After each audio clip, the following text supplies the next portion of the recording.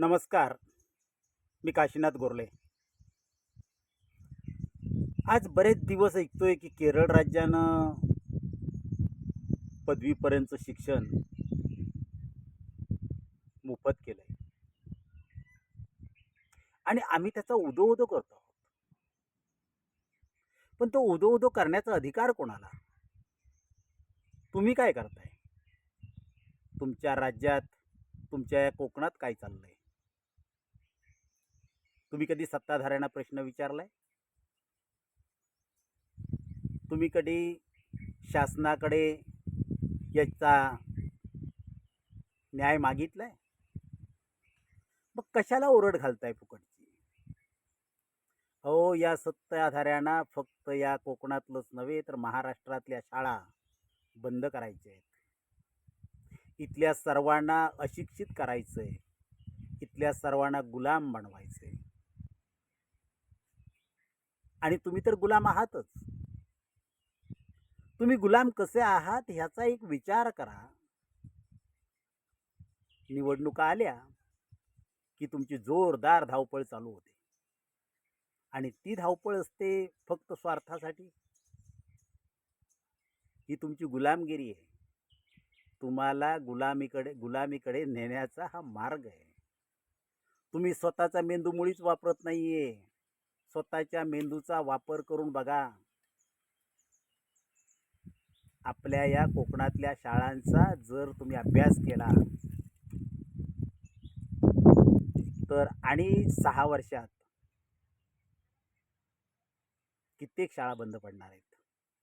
पाहिलं आम्ही लेखाजोखा त्याचा बघितला. आम्ही सुद्धा एक हायस्कूल चालवतो आणि ते हायस्कूल मला वाटतं 2029 साली आज जिथे 100 मुलं आहेत तिथे 30 ते 35 मुलं असतील. आणि जिल्हा परिषद शाळांचं काय विचारता? जिल्हा परिषद शाळा धडाधड बंद होत आहेत. मग तुम्ही आज जे काम करताय ते फक्त सत्ताधाऱ्यांसाठीच का? तुम्हाला कोकणसाठी, तुमच्या गावासाठी, तुमच्या या राष्ट्रासाठी काहीच करायचं नाही? तुम्हाला काय वाटतं सत्ताधारी तुम्हाचा विकास करतायत?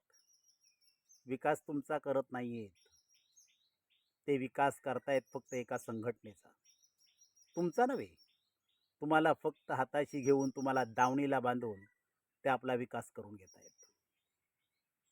मी तुम्हाला पुन्हा पुन्हा सांगेन की ज्यावेळी निवडणुका येतात त्यावेळी तुमची जी धावाधाव असते ना, निवडणुका संपल्या की तुमची धावाधाव थांबते. मग तुम्ही कुठेच दिसत नाहीत. असं होता का म्हणे?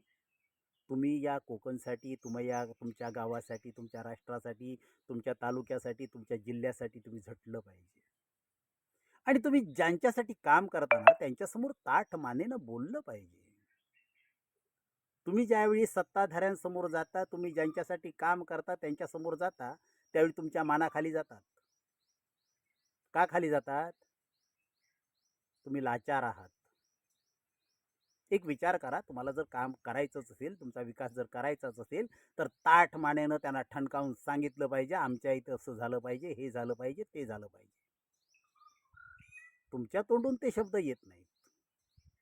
मला लाज वाटते या गोष्टीची. आम्ही केरळचा उदो-उदो केला, पण तुम्हाला कुठे अधिकार आहे त्याचा उदो-उदो करायचा? तुम्ही तुमच्या गावासाठी, तुमच्या शाळांसाठी काय केलं? तुम्ही कधी हा आवाज तुमच्या सत्ताधाऱ्यांसमोर उठवला का? तुम्ही कधी त्यांना सांगितलं का कोकण साबूत ठेवण्यासाठी आपल्याला कोकणात होणाऱ्या कच्च्या मालावर उद्योगधंदे निर्माण करायचेत, म्हणजे कोकणची मुलं माणसं येथे थांबतील, ही घरंदारं उघडी राहतील? बोललात कधी? तुमच्यात ती हिंमतच नाही आहे. तुम्हाला फक्त तात्पुरता एखादा रस्ता, एखादी पाखाडी मिळाली की तुम्हाला वाटतं लोक खुश होतील. मी पाहिलं निवडणुकीच्या वेळी तुम्ही जे काम करताना रात्रीच खेळ चाले. एका रात्रीत संपूर्ण गावच्या गावं तुम्ही बदलवून टाकता. त्या लोकांची मतं तुम्ही विकत घेता आणि लोकांना पण गुलाम बनवता. कोणी दिला तुम्हाला अधिकार? बघा, तुम्हाला जर काम करायचं असेल तर करा, पण ते चांगल्यासाठी करा.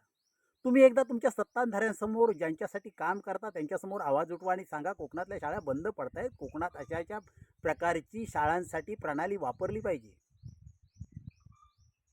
एकेका गावात 12-12 वाडे आहेत. 12 वाड्यातून 12 शाळा आहेत. करायच्या सगळ्या शाळा बंद. 2-2, 3-3 मुलं शिकवण्यापेक्षा. आणि प्रत्येक पंचायत समिती गणाला एक सुसज्ज अशी शाळा तयार करा की जेथे पदवीपर्यंत शिक्षण मिळेल. शिक्षक कमी होतील, शासनाचा खर्च वाचेल आणि या एका सुसज्ज शाळेत अगदी मुलांना नेण्या आणण्याच्या खर्चापासून सुद्धा कित्येक पटीने खर्च कमी येईल. मांडा विचार. बघा तुमच्यान होतं का? तुम्ही स्वतःला मोठे कार्यकर्ते, तुम्ही स्वतःला मोठे नेते समजता ना. करून बघा एकदा. हो, आमचा आवाज दाबण्याचा कित्येक लोक प्रयत्न करतात. तुम्ही दाबा आवाज आमचा. पण आम्हाला जे करायचं आहे ना ते आम्ही करत राहणार. आम्हाला जे योग्य वाटेल तेच करू. आम्ही अयोग्य मार्गाने कधीच जाणार नाही. मी पुन्हा पुन्हा माझ्या कोकणकरांना नम्र विनंती करतोय, अरे तुम्ही तुमच्या गावासाठी, तुमच्या देशासाठी, तुमच्या जिल्ह्यासाठी, तुमच्या घरासाठी साठा. फक्त तुम्ही 5-6 दिवस दिसता आणि नंतर कुठे 5 वर्ष दिसत नाही, हे खरं नाही. हे बरं नाही आहे. लोक तुम्हाला मागून शिव्या घालतायत, तुम्ही पैसे खाल्ले असा आरोप करतायत. ह्या गोष्टीवर थोडा अभ्यास करा आणि आजपासून कामाला लागा. बघा जमतंय का. धन्यवाद.